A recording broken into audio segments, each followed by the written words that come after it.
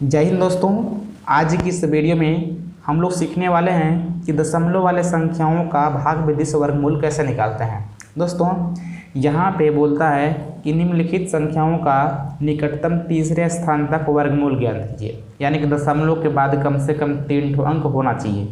अब दोस्तों यहाँ पे आपके पास है 1.7, तो सबसे पहले आप 1.7 लिखेंगे। और दोस्तों बोला है कि भाई दशमलव के निकटतम तीसरे स्थान तक, यानी कि दशमलव के बाद 3 अंक तक आपको वर्गमूल निकालना है। अब दशमलव के बाद अगर 3 अंक होना चाहिए तो इसका मतलब कि आपको 3 जोड़ा चाहिए दशमलव के बाद। अगर 3 जोड़ा नहीं बन रहा है तो आप 0 लगा करके 3 जोड़ा बना लेंगे कुछ इस तरह से, क्योंकि एक जोड़े का एक वर्गमूल होता है 1 अंक का। यानी कि अगर 2 अंक का कोई संख्या है तो उसका वर्गमूल हमेशा 1 ही अंक का होता है। तो कहने का मतलब कि अगर दशमलव के बाद आपको 3 अंक चाहिए तो कहने का मतलब कि आपके पास कम से कम 3 जोड़ा होना चाहिए अंक, तभी तो आपके दशमलव के बाद 3 अंक आएंगे। तो इस तरह से आपको कर लेना है और यहाँ पे कुछ इस तरह से आपको बना लेना है। अब दोस्तों यहाँ पे केवल 1 है, आपको पता है अगर आप 1 का स्क्वायर करेंगे तो हमेशा आपका 1 आता है। तो यहाँ पे आपको एक लिखना होगा, यहाँ पे 1 लिख के घटाएंगे तो कट जाएगी। अब आपको ये वाला जोड़ना होता है, 1 1 2 हो जाएगी और यहाँ पे आपको हमेशा 1 अंक का स्पेस छोड़ना होता है। अब क्या करेंगे ना कि अब आप यहाँ पे 70 उतार लीजिए, यानी कि दशमलव के बाद वाले 1 जोड़ा अंक को हमेशा उतारना होता है। 1 थोड़ी उतारेंगे, हमेशा 1 जोड़ा उतारेंगे। अब दोस्तों यहाँ पे अब जो संख्या उतर रहा है दशमलव के बाद वाला उतर रहा है, तो यहाँ आप दशमलव लगा लेंगे। अब दोस्तों यहाँ पे कितना हो गया 70, यहाँ पे 3 है, सॉरी 2 है। अब 2 है तो आपको ये सोचना है कि भाई कितने बार ले जाएं कि आपका 70 से बेसी ना हो, कम भले हो जाए। तो यहाँ ले जाएंगे 3 बार। अब 3 बार ले जाएंगे तो कहने का मतलब आपको 3 ऊपर भी लिखना होता है और नीचे भी लिखना होता है, और बाद में आपको गुणा करना होता है। 3 3 9 हो जाएगा, 3 दूना 6 हो जाएगा, यहाँ 69 हो जाएगी, घटाएंगे तो 1 बचेगा और यहाँ पे 1 जोड़ा फिर से उतारेंगे तो 100 हो जाएगी।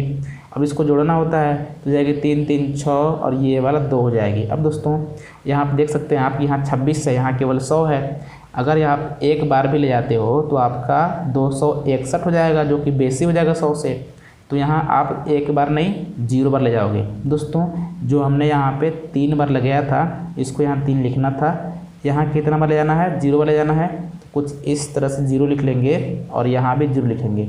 अब दोस्तों अगर आप गुणा करेंगे तो आपका 0 ही आएगा इस तरह से, और घटाएंगे तो 100 ही बचेगा। और अगले वाले 1 जोड़ा को उतार लेंगे और इसको जोड़ेंगे तो 0 6 2 हो जाएगी। अब यहाँ पे हो गई 10,000 और यहाँ पे है 260। लेकिन दोस्तों 260 है, अगर आप 1 बार भी ले जाते हो तो कहीं ना कहीं आपका 2601 हो जाने वाला है। तो इस तरह से आपको अनुभव है कि भाई अगर 4 बार ले जाएंगे तो भाई 10,000 से पार हो जाएगा। तो कितने बार ले जाएंगे 3 बार ले जाएंगे, तो यहाँ पे आप 3 लिखोगे, यानी कि 3 बार ले जाओगे। अगर आप 3 बार ले जाओगे तो आपको कुछ इस तरह से 2 बार 3 लिखना पड़ेगा। गुणा करोगे तो 3 3 9 0 3 4 18 और 3 दूना 6 1 7 हो जाएगी। घटाएंगे तो कितना बचेगा 1 9 1 और यहाँ पे 2, यानी कि 2191 बचेगा। अब दोस्तों बोला था आंसर में, यानी कि अब दोस्तों सवाल में बोला था कि दशमलव के निकटतम तीसरे स्थान तक, यानी कि दशमलव के बाद 3 अंक तक आपको निकालना है। अब दशमलव के बाद 3 अंक हो गया तो बाकी क्या बच रहा है उससे कोई मतलब नहीं है, ये आपका आंसर हो जाएगा। इस तरह से अगर मान लीजिए केवल 5 है तो कैसे निकालेंगे भाई, 5 के बाद आपको 3 जोड़ा शून्य कर लेना है इस तरह से। और यहाँ पे आप सेम काम करेंगे, 2 का स्क्वायर करेंगे तो कितना आएगा 4 आएगा। यहाँ 1 2 लिखेंगे, यहाँ 1 लिखेंगे और दशमलव के बाद वाला संख्या उतार रहे हैं तो यहाँ पे आपको आंसर वाले में दशमलव लगा देना है। अब यहाँ पे 4 हो गई। अब दोस्तों यहाँ पे जाएगी 2 बार तो जाएगी कितनी 42 दूनी 84, यहाँ पर घटेगी तो 16 बचेगी। आपको 1 जोड़ा फिर से उतारना है, 4 हो जाएगी 4 हो जाएगी।